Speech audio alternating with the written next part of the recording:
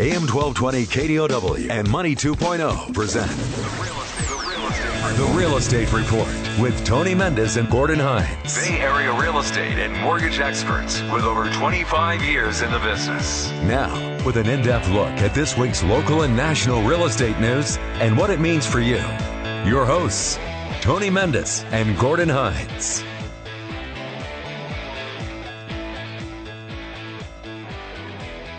Welcome into the Real Estate Report. I'm Tony Mendez. And I'm Gordon Hines. Thanks for joining us today. What's the day? On this beautiful 24th day of March, 2022. Coming close to the end of the first quarter. A little over 2 years into COVID and that craziness that we saw with mortgage rates and home prices. Nobody really knew what to expect. Kind of feeling like we don't know what to expect with this event that's happening in Eastern Europe right now and how it's going to play out, especially when we have inflation going on. So we're in uncharted territory for another year. And we're watching the home prices keep going up, kind of unexplained in some cases. We're here to help explain that to you. I have some good theories about why home prices can continue going up. You may already know what they are. You know, put the math together and the formula. It's all about inventory, regardless of rates. Gordon, our phones are ringing off the hook. In many cases, it's people looking to buy, people looking to refinance before rates go up. We were doing 180-day locks on rate locks. A lot of people fear that they're going to see interest rates hit 5%. And then you can still lock rates in the low fours right now. Freddie Mac has the 30-year fixed at 4.42%, the 15-year at 3.63%. So people are fearful that with these 5, 6, 7 more rate hikes throughout the year that we're going to continue seeing mortgage rates go up. So it's shaking. It's shaking the industry up. Something that people haven't seen in a while. They're like, let's move. Let's do something. Market is challenged, of course, and whenever there's uncertainty, people start to get nervous. People start to panic. People start to do things that's unconventional, just for the act of doing something. I was listening to a guy over the weekend on KGO. He was talking about the stock market and how his advice to all his clients is when the market started going left, it's to stay put. Do not do anything. And a couple of his clients, of course, made some bold moves and was afraid of the position that they were looking to lose and sold. And now, as he's mentioned this week, a lot of those stocks that they sold on have actually come back and they've lost thousands and thousands of dollars simply by panicking. So when the market becomes uncertain, sometimes it's best not to do nothing simply because sometimes nothing is something. But it's a hard thing to do. It's a hard thing to practice. Explain what you mean about how you relate that to real estate, because a lot of people are seeing the writing on the wall. They're seeing the interest rate hikes. They're seeing solid information on inflation, and they're saying rates are going to go up. Home prices are going to go up based on the information that we have. How is sitting on the sidelines and waiting helping their situation? Well, if you look at one of the leading economic indicators, and most people aren't talking about, it's been very, very quiet. It's mortgage delinquencies are up. Mortgage delinquencies is a sign of the times, a sign of what's going to happen to the marketplace. If 2022 is going to be a challenge year, if the Feds will continue to raise interest rates, prices continue to go up. Property taxes, look at your property tax bill, especially here in California with all the different assessments and the base rates. Property taxes rates when we're doing loan transactions, we're looking at property taxes. We use the standard form of 1.25%. Property taxes are extremely high. So all these things, come to fruition at some point in time. And as you prepare for the market, sometimes like right now, I'm talking to some clients that are still looking to buy. I say, look, stay put, wait. Time is on your side. You waited this long. Time is on your side. Whatever goes up does come down. Now, how far the market will come down, I couldn't tell you, but I know for sure the market will come down. So in my book, we need inventory in order for that to happen.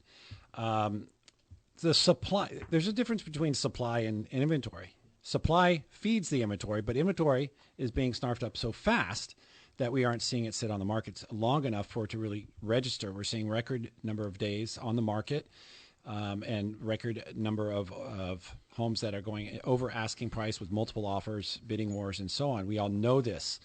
So inventory, I believe, the lack of it not the lack of supply, but the lack of active inventory is going to continue to, I believe, overrule and dictate what our home prices are going to be. And that's why even with interest rates going up, I believe we're going to see, okay, we have 10 buyers per house, 10 offers per house, legitimate offers. Let's say we lose 20%. Okay, now we have 8. Okay.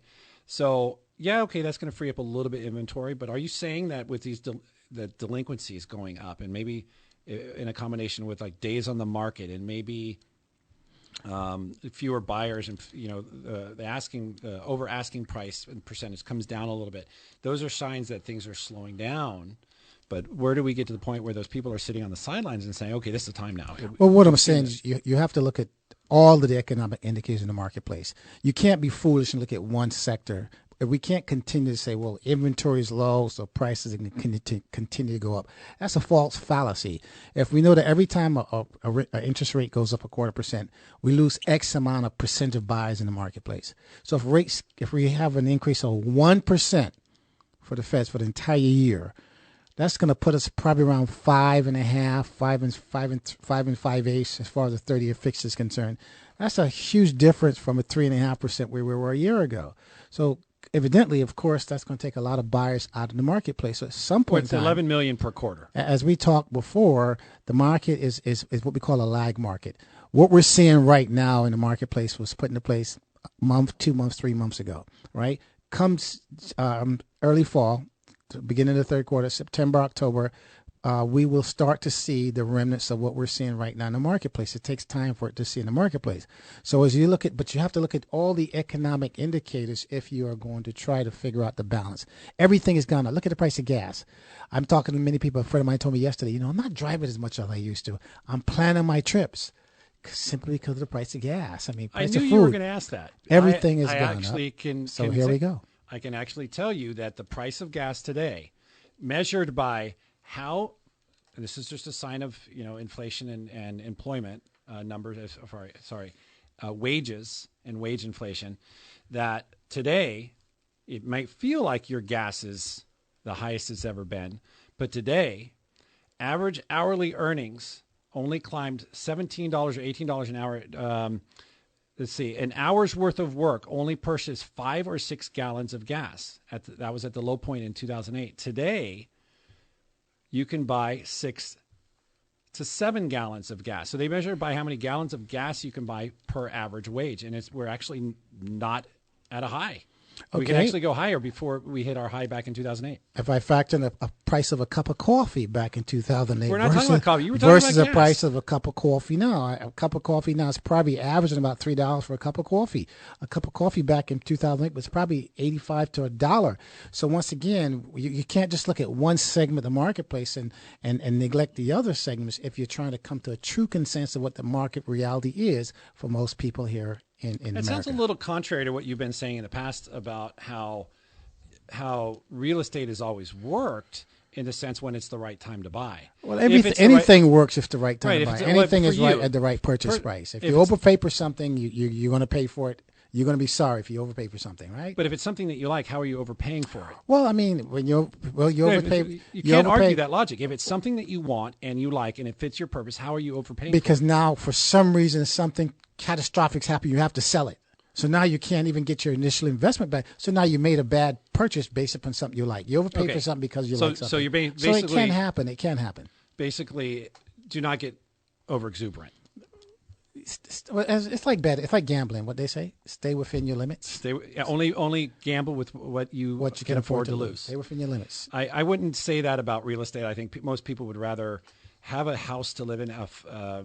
And we have high ownership, 66%, I believe, and it's creeping upward. Yes, we have a lot of investors that you're competing against that are eating away at that number, but we're seeing a lot of millennials are picking up pace right now, looking to buy houses. A lot of millennials are doing this. We're going to get to that story in a little bit, but we're seeing more millennials today looking to buy homes and pushing home ownership rates higher. We're seeing they're pushing home prices higher by saying, we don't care about interest rates right now. We care that we get a house. So that kind of, are you saying that those people that are buying houses today are just looking at too few of the factors? Well, Because most people buy houses. I'm not trying to put you under the fire here. No, but no, it's okay. I love to be under fire. There are a lot of people today that have a lot of cash. So when you have a lot of cash, when something is plentiful, you can never imagine it not being plentiful. With the old cliche, you never miss the water to well run dry. Some of the young people today working. Matter of fact, there was a guy in the office today talking about his son. His son been in the tech business now for 3 years. He went from $80,000 to $120,000. Now he's at $190,000 working for 3 tech companies in less than 3 years. So and he's got a stock option that he's going to get, and he got a $25,000 signing bonus. Now, this young person, not married, no kids, 28 years old, has an abundance of cash. So if he's looking to buy something, he's looking to buy something what he can afford based upon his cash that he has and based upon his income. But when that formula changes, he could never imagine it. That formula might change. The tech industry will hit layoffs, will hit struggles, first in, first out. He might be out of a job. So therefore, now the position he made a decision on now is not as great as he thought a year later. That's what I'm saying. So you actually brought up a really good example. We're seeing a lot of people who are saying we are pushing that limit of what we can buy. Is that kind of what you're saying? Yeah, you're pushing because you're basing it on what you have now versus struggles that are coming. Right. So in one of the things that I've seen change since I've been in the business here in the Bay Area in 2005 and so on, we've seen a lot more. Back then, we saw a lot more single incomes buying houses. Now we're seeing dual incomes buying houses. What happens if somebody loses their job? Now, we actually had that happen where we had 2 incomes qualifying for a loan, but one of them lost their job right in the middle of the transaction, yet they still qualified. We don't see that. We would see that actually fall apart today. Well, we're seeing a lot of dual incomes buy houses that are not married couples like we used to see in the past. We're seeing a lot of couples, especially not family married, members, buying and so on. properties together, which of course brings into another stretch of the imagination Gordon, when that formula falls apart. I'm not saying that you're wrong about this and sitting on the sidelines waiting to watch, but we are in one of those uncharted territories which we've never been here. We don't know what to expect. Why put the gamble, maybe, is what you're saying? Why gamble something that you can't afford to lose? We'll come back after this break. I'm Tony Mendez. It's Gordon Hines. It's the Real Estate Report. You can always call the show 800-516-1220, 800-516-1220, or shoot us an email, Tony or Gordon at bayarealoansource.com. We'll be right back. Questions about real estate? Call the program 800-516-1220. Now, back to the Real Estate Report on AM 1220 KDOW.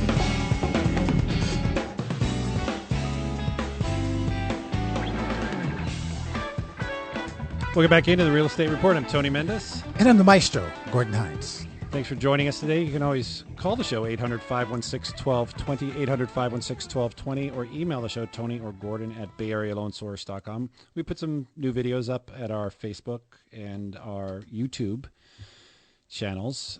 You can search for those, Bay Area Loan Source, all one word. Appreciate any comments. And subscribe. We're going to put new videos up as often as possible. Mortgage rates continue to lead the headlines as well as home prices. 4.42% according to Freddie Mac. That's on the 30-year fixed, and 3.63% on the 15-year, and the 5-year ARM at 3.36. That's a 1% spread now, Gordon, for that ARM. Wow. I know a lot of people don't know what's going to happen in 5 years. They go, I don't want an ARM because I don't want to adjust in 5 years, but you're saving 1% on your interest rate on a $500,000 loan. That's a $16,000 in that same period of time. You would spend less by taking the ARM. I priced out an ARM today for a client looking to make $1.6 million purchase. The 7.6 ARM priced out to be the best. He was a point and eighth under the 30-year fix, which is a huge difference. 1.125% lower in rate, and on a 7.6 ARMs. I don't have my calculator with me, but I'm going to imagine that's about a $600 payment lower. It's about for 7 years. For 7 years.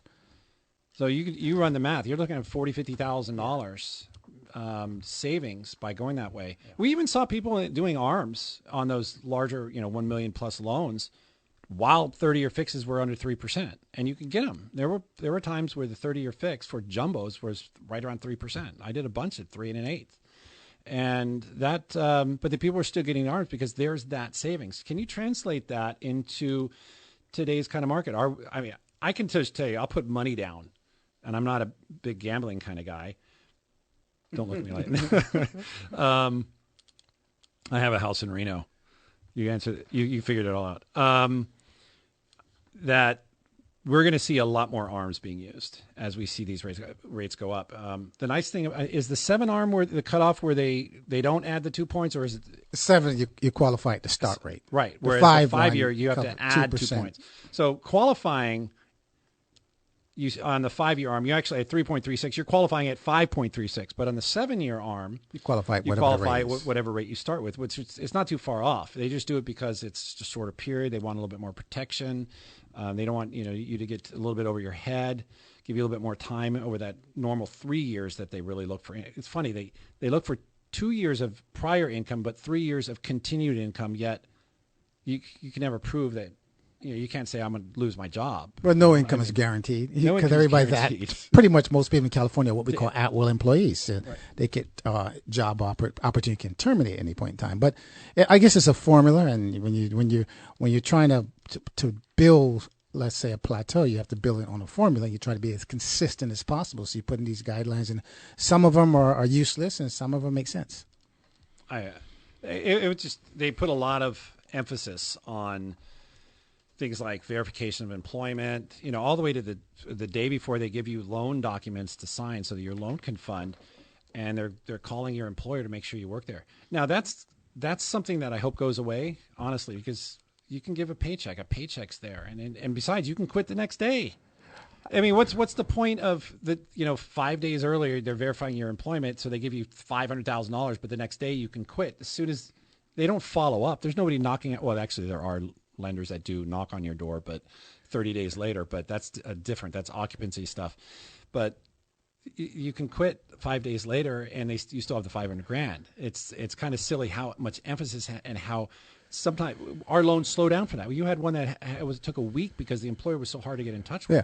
I had a transaction one time. I closed the transaction and 2 days later, the guy got laid off. He called in and wanted to know if there was a grace period, if he can actually unwind his loan. Unfortunately, I said you can't, and there's nothing he could have done about it other than try to get a new job as quickly as possible. So these things do happen. There are things that are unforeseen, and that's why they want you to have a lot of times reserves. That's where the reserve formula comes in. Yep. 6 months, 3 months, depending on your credit score, depending on how many properties you own. That's where that reserve formula comes in. If you got a job for 3 months, he had 3 months reserves, you have enough to make his mortgage payment till he gets back on his feet with a new job. It is kind of, when you bring that up, you start looking at how crazy some of the guidelines are. You can be a first-time home buyer, use some of these low down payment products, and have zero reserve requirements. Yet you can be a 20-year owner that has a rental property and wants to buy another rental property, yet they're going to ask you for 6 to 12 months of reserves. So you have 20 years proven that you've been making mortgage payments, but they're going to ask for reserves. But a brand new homeowner who's never owned a home doesn't need any reserves in case they lose their job. So you can see kind of it's one of those useless formulas that I talk about. I mean, these things do happen. Somebody sits down and writes these guidelines, and sometimes I think they draw a line in the sand. But some of these things that we always talk on the show how ridiculous they are, and they're actually constraints in the business rather than assistance. It's what I believe is a carryover of the initiative to push home ownership. It's back from Clinton. So you have this push for home ownership. You have these guidelines that just they have to stay there. We need to keep them there. It's okay. We're still selling these mortgage-backed securities. They're still AAA. Okay, there's a little bit of fallout, first-time home buyers, okay, but it's still, I think some of these need to be changed. And I think on the other end, I think we're widening some of these guidelines, pushing debt ratios higher. You can do an FHA loan and have a debt ratio that's 10% higher than a standard conforming loan, over 50% if you have good credit, with 3.5% down. So the guideline, none of the guidelines make sense, is what it says. Some of them make sense. Most of them make sense, but what it does mean is that this is part of that. That the part of the industry that people get frustrated with and they hear so many different kinds of answers back and forth from different people. And the consensus is that it can be confusing. That's why you use people who know what they're doing. Well, that's who've why been they come in to the people like business. us, because we can explain Well, things people like that the can't Maestro. The explain Maestro. to others from other investors from other companies. That's why, because we are fully knowledgeable in the business, and when you're knowledgeable, you can come up with any answer and make things work, versus than reading off a script or reading off an action plan and trying to close a transaction when you're using experience and using reality as far as getting these deals closed. Is that your promotion of the day? It's my tip of the day. Your tip of the day. Yes. Okay. Use a professional. Surround yourself with professionals. I mean, look, this is the largest transaction you're going to make for most people. Okay, you're not, unless you're buying a company or buying silver Ferraris. Why not make the right move? Make sure you're doing it title. Make sure if you have a trust or an LLC, make sure you have the right insurance. You know how many people? Speaking of insurance, how many people have not been checking their insurance? More often, we are seeing people with our lenders are saying that's not enough coverage. Where's the replacement cost? Check your insurance. Look at the people that in California that have lost their homes and that didn't check their insurance. I was talking to a client today. House is free and clear. Worth about $800,000. He did not have insurance because there's no requirement. There's no one looking over him for insurance. Right. Interesting. I said, sir, if something happens to the house, you're out $800,000. Hopefully, he has Buying a insurance house tomorrow. is a large investment.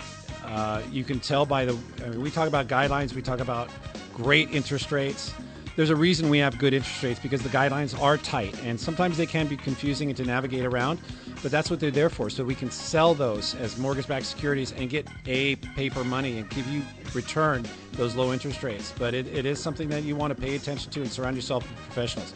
We're going to come back after this break. I'm Tony Mendez. It's Gordon Hines. It's the Real Estate Report on AM 1220 KDUW. Phone lines are open on the Real Estate Report. 800-516-1220. That's 800-516-1220.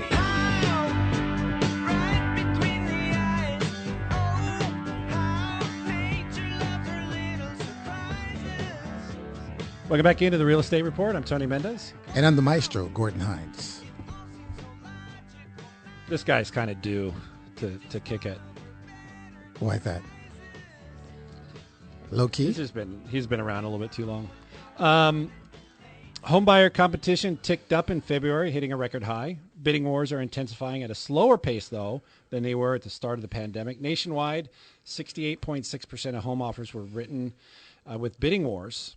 That's the highest level on Redfin's record, which dates back several years. That's up slightly with a revised rate of 68%. Homebuyer competition remains fierce, Gordon. Mortgage rates are surpassing 4% for the first time, and yet we have this desire to get into homes. You say repeatedly, you've been saying, as we've seen interest rates go up, this is kind of a lag market, right? Where what we see now, we won't really see the effects several months down the road. Now, prior to that, you actually were out that day.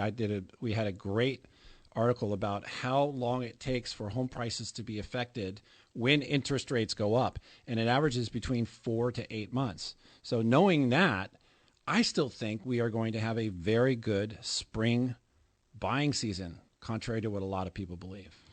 Well, if you look at, we talk to realtors every day. We talk to clients every day. We just had a few clients, of course, that we wrote pre-approvals for that actually got outbidded. They weren't successful in getting their contract accepted. And that's been a big challenge in his first-time buyers. I'm actually one of these buyers. It's a duplex. He actually is a tenant in the duplex.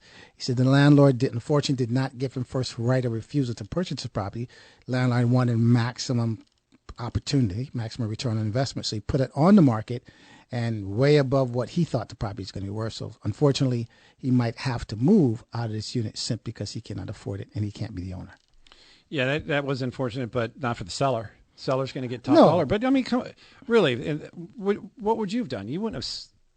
You have a property that is easily going to sell on the market, a duplex, a highly desired property, and you have somebody who's offering $40,000 below what he thinks he can get, and he's eliminating maybe that one buyer who's been looking for a property in that area. Who knows? And I think it's still a seller's market, and that's where people have to consider the lack of inventory and putting your best forward. We have a list of when we'll come back after the break about some of the strategies that agents are actually using to win bidding wars, and one of them is to put your best foot forward. Don't expect counter offers. Consider putting your offer in early. Put it in before the review date. Establish a relationship with the listing agent. We're going to talk about some of these when we come back. And with Gordon, you've been in the business for many years, negotiating purchases and sales. And we need this insight. Buyers need this insight when they're going into a transaction. And you need to know what you're going up against. So we'll come back after this break. You're welcome to chime in, 800-516-1220, 800-516-1220, or shoot us an email, Tony or Gordon, at bayarealoansource.com. We'll come right back after this break. Got a question? Run it past these guys. 800-516-1220. It's the Real Estate Report with Tony Mendez and Gordon Hines on AM 1220 KDOW.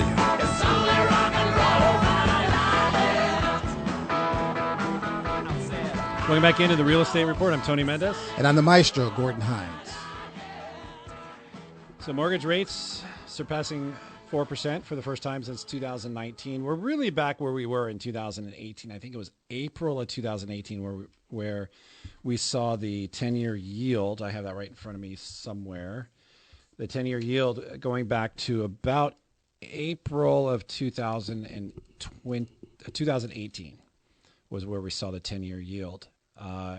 Today closed at 2.34.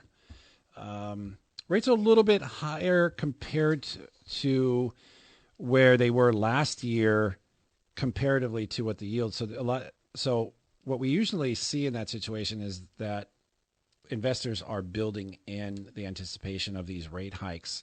So I believe we could see a little bit of leveling off of the interest rates. I don't think, maybe 4.5. We have a lot of, National Association of Realtors. They think 4.5 is, Lawrence Yun, he thinks it's going to be 4.5 by the end of the average throughout the year, where we have other professionals are saying that we're going to get to 5% by the end of the year as we see it rise the fastest. It went from in November to January up 0.75%, Gordon, in interest rate. That fast. We're talking everything, the calculating through over to mortgage rates. So that was a pretty quick move for a lot of people. We were talking kind of about a lag market and how it takes some time, 4 to 8 months over the last 20 years. We saw 4 to 8 months for the home prices to really be affected by the higher interest rates. The past, though, that we've seen the last 3, the lowest year-over-year growth, it never went negative. It only went down to 4%.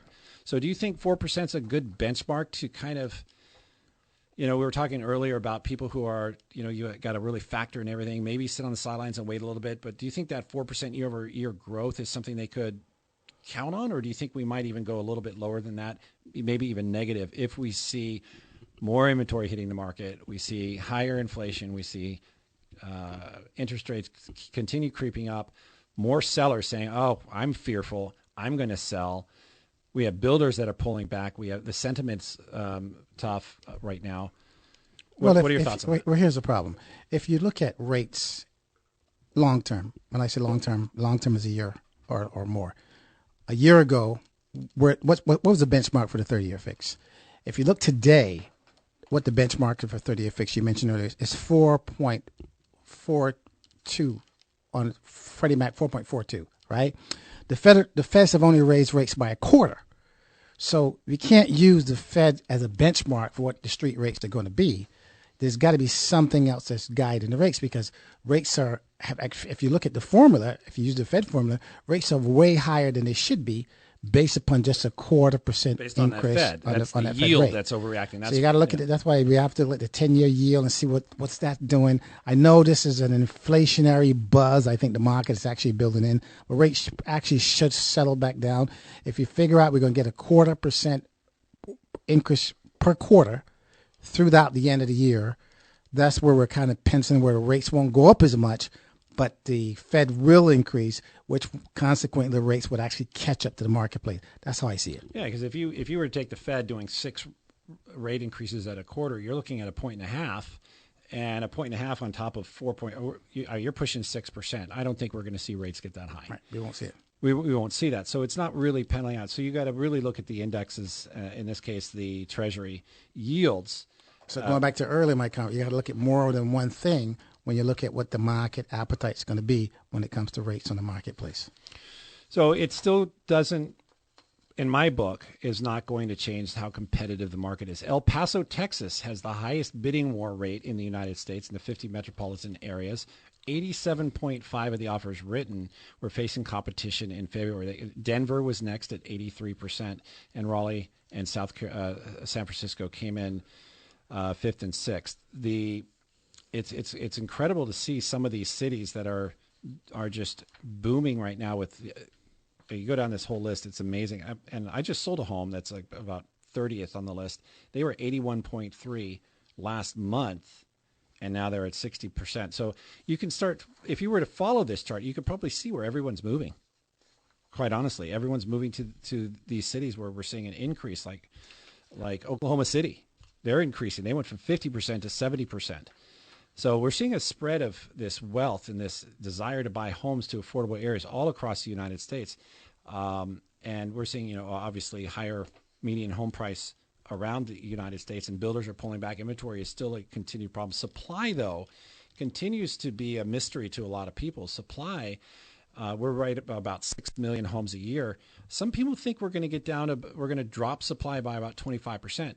Gordon, we're talking about higher interest rates. We're talking about supply constraints with inventory. A lot of people don't want to sell their homes because they were locked into lower interest rates. Rates are going up so fast. People are now like, I'm not going to move. I'm not going to give away my 3% rate for a 5% rate, for example. Pulling back a little bit more the inventory, the desire to sell. Where's that? How's that going to play out even more? Is it going to play out even more so for the sellers and driving up home prices even as interest rates go up, as we see supply kind of dwindle? Well, we had an investor in this afternoon. He was telling us he's got 3 or 4 projects that are what we call shovel ready to start building. But he said, listen, I figured out, guys, that I'm going to put these bills on hold simply because the cost of material, the cost of labor, the time to get the project completed it's too long. It's actually cheaper for me to buy a house that's a resale, rather than trying to build these houses right now simply because of the cost of labor materials is astronomical. It's probably 30 or 35% higher than when I, started the formula, putting plans and getting permits and everything in place. So I'm going to have to kind of, shelf these plans for a minute. Hopefully let the supply catch back up in the marketplace with no shortage of material. Once again, as the market softens up, there will be more contractors to do work, and then I'll have to tackle this project latter part of the year, early next year, rather than now simply because of timing. And then you add on, the volume that builders are trying to put together, and they're also running into those constraints. I mean, you were looking at 10 to 15% on average spending more on a new home than an existing home. That number is easily 20 to 25% more because of these constraints. And you can understand why builders are pulling back a little bit, because they're fearful. They're fearful that they build these really expensive homes and nobody's there to buy it. Which is funny, is because I really thought they were going to take advantage of the lower interest rate and put a lot more homes to the market, which would have alleviated a lot of these people's desire to buy homes all across the United States, instead of really putting a lot of pressure. Going back to your earlier formula, Gordon, Black Knight did a study, and they said that for every 0.25% interest rate that goes up, we lose about 11 million buyers. It was 11 million, I believe. Wow. It's a lot of people. I didn't realize it was that high. Yeah, it's pretty high. Or is it 1.1? It was it's a big number. It's got a million after it. Pardon the lack of information, but it's a big number. We lose a lot of buyers when these rates go up. But I still believe we have plenty of qualified buyers. You have that person who might say, you were talking about earlier, who's one income. He's been making really good money for for 3 years. He's going to want to take advantage of it. And the other part too, and we haven't really talked about it, when rates go up, they eventually come back down.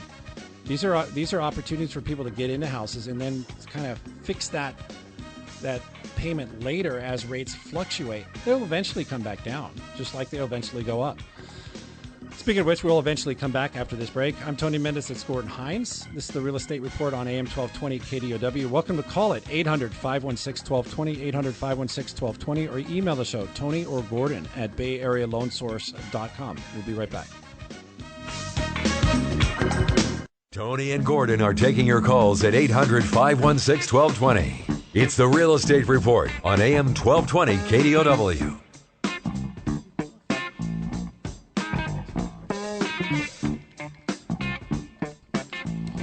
We're back into the Real Estate Report. I'm Tony Mendez. And I'm the maestro, Gordon Hines. You can always call the show 800-516-1220. You can always reach us at Facebook and YouTube, searching Bay Area Loan Source. I have some new videos up as well. Millennials now account for nearly half of home sales at 43%. That's up from 37%. Baby boomers make up the largest share of home sellers at 42%. The millennials claim that debt is the number one, large debt is the number one reason or obstacle from buying a house. Generation X has the highest median household income at $125,000 and bought the largest and most expensive homes at 2,300 square foot on average and $320,000. The silent generation bought the smallest homes at a median size of 1,800 square feet. The greatest share of buyers purchased in suburban areas of 51% and small towns, 20%.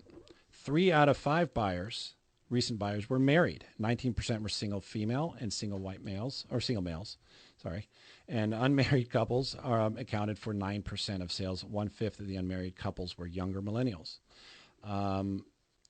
All these numbers, a lot of these numbers make sense to you, Gordon? I mean, we're basically looking at the kind of a snapshot of what buyers look like today, the demographics, so to speak.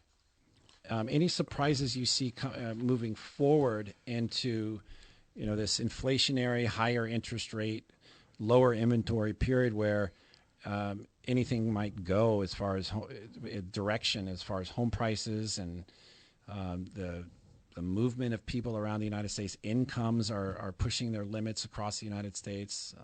What do you make of the buying and selling environment right now? Well, a lot of instability, I should say. And anytime there's instability, you should always use caution when you move forward.